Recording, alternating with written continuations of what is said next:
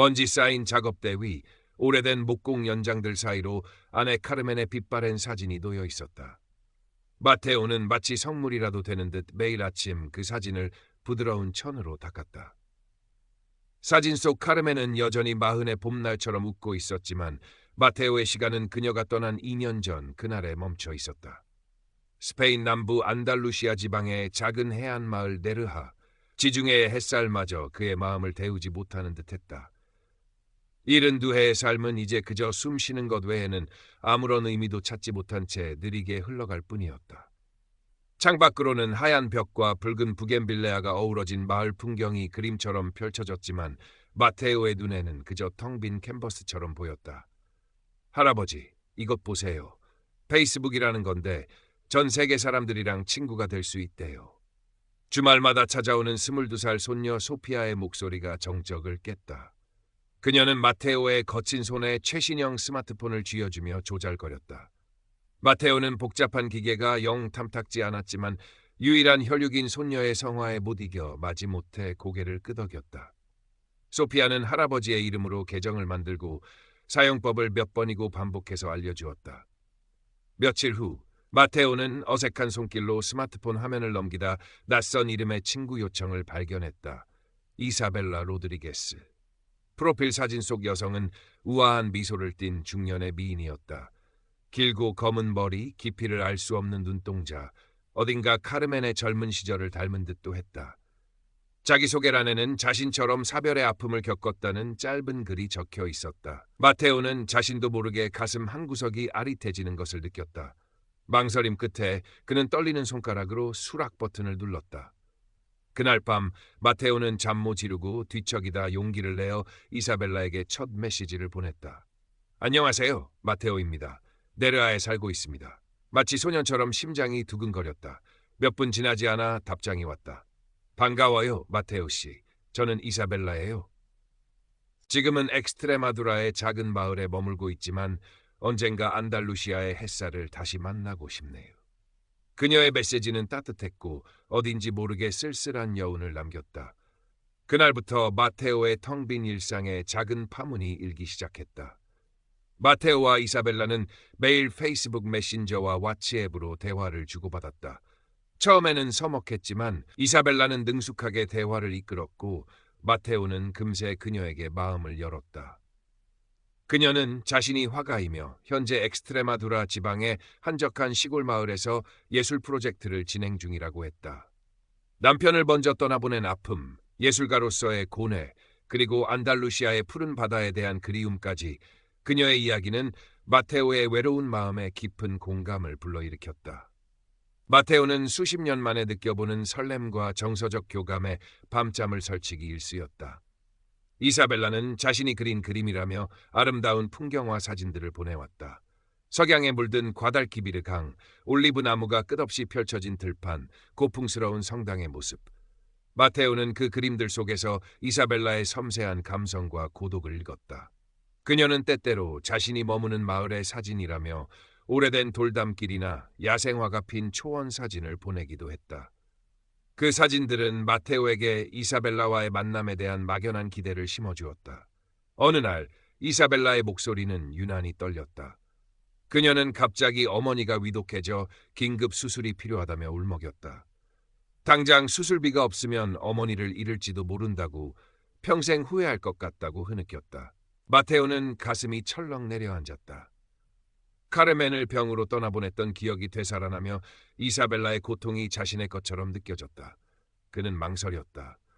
평생 남에게 아쉬운 소리 한 번 안 하고 살아온 그였다. 하지만 이사벨라의 절박한 목소리가 귓가를 맴돌았다.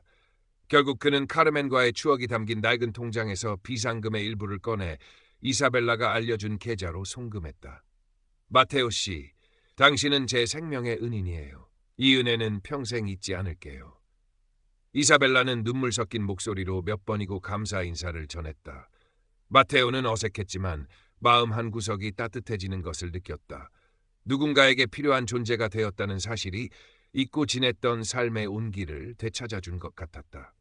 소피아는 할아버지의 변화를 가장 먼저 감지했다. 예전에는 소파에 앉아 창밖만 하염없이 바라보던 할아버지가 이제 그 자리에 앉아 책 한 권을 읽고 있었다. 그는 마음이 이제는 스마트폰을 손에서 놓지 않았다. 밤늦게까지 누군가와 낮은 목소리로 통화했고 얼굴에는 전에 없던 생기가 돌았지만 어딘가 불안해 보이기도 했다. 할아버지의 씀씀이도 눈에 띄게 달라졌다. 평소에는 단골바에서 마시는 값싼 와인 한 잔이 전부였던 그가 며칠 전에는 은행에서 꽤 큰 돈을 인출하는 것을 우연히 목격했다. 할아버지, 요즘 무슨 좋은 일 있으세요? 표정이 아주 밝아지셨어요. 소피아가 조심스럽게 물었지만 마테오는 아니다. 그냥 옛날 친구랑 연락이 닿아서 그렇다며 얼버무리거나 화제를 돌렸다. 소피아는 직감적으로 할아버지가 무언가를 숨기고 있다고 느꼈다. 어느 날 할아버지가 잠시 자리를 비운 사이 소피아는 그의 페이스북을 몰래 살펴보았다. 친구 목록에서 이사벨라 로드리게스라는 낯선 이름을 발견했다. 그녀의 프로필 사진은 아름다웠지만 어딘가 인위적인 느낌을 주었다. 친구 수도 거의 없었고 게시물도 최근에 급하게 올린 듯한 것들이 대부분이었다.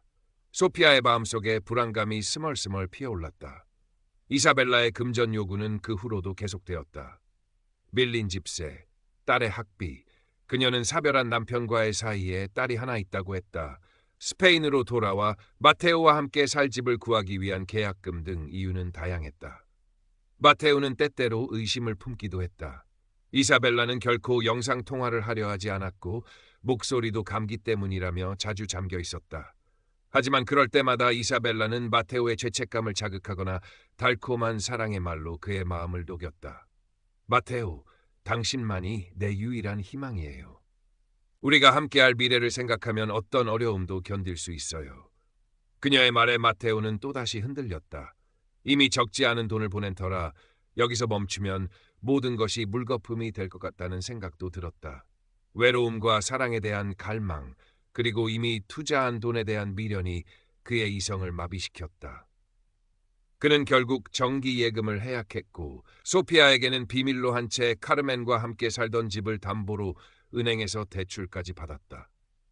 그는 이사벨라가 보내온 역시 도용된 아름다운 해변 사진들을 보며 그녀와 함께 네르하의 해변을 거닐 날을 꿈꾸었다. 현실 감각은 점점 더 흐릿해갔다. 소피아의 불안감은 날이 갈수록 커졌다. 할아버지의 통장 잔고는 바닥을 드러내고 있었고 빚까지 지게 된 것을 알게 되었다.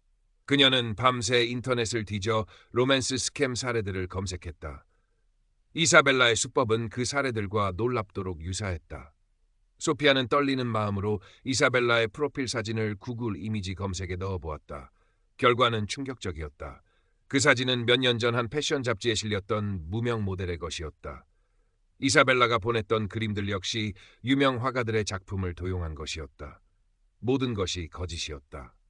소피아는 할아버지가 잔인한 사기극에 휘말렸음을 확신했다. 심장이 얼어붙는 것 같았다. 마테오, 내 사랑, 드디어 우리가 함께할 날이 왔어요. 이사벨라의 목소리는 그 어느 때보다도 달콤했다. 그녀는 엑스트레마두라에서의 모든 것을 정리하고 마테오가 있는 네르하로 오겠다며 마지막으로 비행기표와 초기 정착 자금이 필요하다고 했다.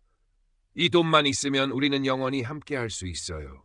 매일 아침 당신이 내려준 커피를 마시고 저녁에는 함께 지중해의 노을을 바라보는 거예요. 그녀가 속삭이는 미래는 너무나도 아름다워서 마테오는 눈앞이 흐릿해지는 것을 느꼈다. 이것이 마지막 투자다. 이 고비만 넘기면 꿈에 그리던 행복이 찾아올 것이다. 그는 남은 모든 것을 끌어모아 심지어 카르멘이 남긴 얼마 안 되는 유품까지 팔아 돈을 마련했다. 그리고 떨리는 손으로 이사벨라에게 마지막 송금을 완료했다. 약속한 날, 마테오는 평생 입어본 적 없는 가장 좋은 양복을 차려입고 카르멘이 가장 좋아했던 흰 장미 꽃다발을 든 채 말라가 공항 도착 게이트 앞에서 이사벨라를 기다렸다. 심장은 터질 것처럼 뛰었고 손에는 땀이 흥건했다. 비행기가 도착하고 사람들이 쏟아져 나왔지만 이사벨라의 모습은 보이지 않았다. 1시간, 2시간. 마테오는 초조하게 그녀에게 전화를 걸고 메시지를 보냈지만 아무런 응답도 없었다. 싸늘한 예감이 그의 온몸을 휘감았다. 결국 마지막 승객이 빠져나온 텅 빈 도착 게이트 앞에 마테오는 망연자실한 채 홀로 서 있었다. 꽃다발은 그의 힘없는 손에서 바닥으로 떨어져 처참하게 흩어졌다. 며칠 동안 마테오는 식음을 전폐하고 방 안에 틀어박혀 폐인처럼 지냈다. 이사벨라의 페이스북 계정은 삭제되었고 왓츠앱 번호는 없는 번호로 나왔다. 모든 것이 신기루처럼 사라져버렸다. 그의 머릿속은 혼란과 절망으로 가득 찼다. 그때 소피아가 굳은 표정으로 그의 방문을 열고 들어섰다. 그녀의 손에는 서류 뭉치가 들려 있었다. 할아버지, 이제 그만 현실을 받아들이셔야 해요. 소피아는 울먹이며 이사벨라의 정체를 증명하는 자료들을 마테오 앞에 펼쳐놓았다. 도용된 사진의 원본, 가짜 신상정보, 국제 로맨스 스캠 조직의 전형적인 수법과 일치하는 패턴 분석 자료들. 마테오는 처음에는 격렬하게 부정했다. 아니다. 이사벨라는 그럴 사람이 아니야. 뭔가 오해가 있을 거야. 하지만 소피아가 제시하는 냉정하고 명확한 증거들 앞에서 그의 저항은 힘없이 무너져 내렸다. 엄청난 배신감이 해일처럼 그를 덮쳤다. 지난 몇 달간 그가 품었던 모든 사랑과 희망, 미래에 대한 꿈이 산산조각 나는 소리가 들리는 듯했다. 평생 정직하게 일하며 모은 재산을 한순간에 날려버린 허탈감, 그리고 자신의 어리석음에 대한 극한의 수치심과 자기 혐오가 그의 온 존재를 짓눌렀다. 그는 어린아이처럼 그 자리에 주저앉아 목 놓아 울었다. 카르멘의 사진 앞에서 그는 차마 고개를 들 수 없었다. 그의 울음소리는 텅 빈 집안을 가득 메우고 네르하의 푸른 하늘 아래로 처절하게 흩어졌다. 모든 것을 잃은 마테오는 삶의 의욕마저 상실한 듯 보였다. 텅 빈 눈으로 허공을 응시하거나 밤새도록 카르멘의 이름을 부르며 흐느꼈다. 소피아는 그런 할아버지의 곁을 묵묵히 지켰다. 학교도 휴학한 채 매일 할아버지의 식사를 챙기고 억지로 산책을 시키며 조금이라도 기운을 차리도록 도왔다. 그녀는 할아버지를 비난하거나 다그치지 않았다. 그저 조용히 그의 슬픔과 절망을 함께 견뎌주었다.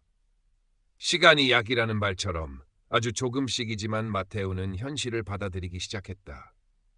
어느 날 저녁, 그는 떨리는 목소리로 소피아에게 자신의 어리석었던 꿈과 이사벨라에게 느꼈던 감정들을 솔직하게 털어놓았다. 이사벨라와의 대화 속에서 느꼈던 짧은 행복과 설렘, 그리고 그녀를 통해 다시 한번 삶의 의미를 찾고 싶었던 간절한 마음까지.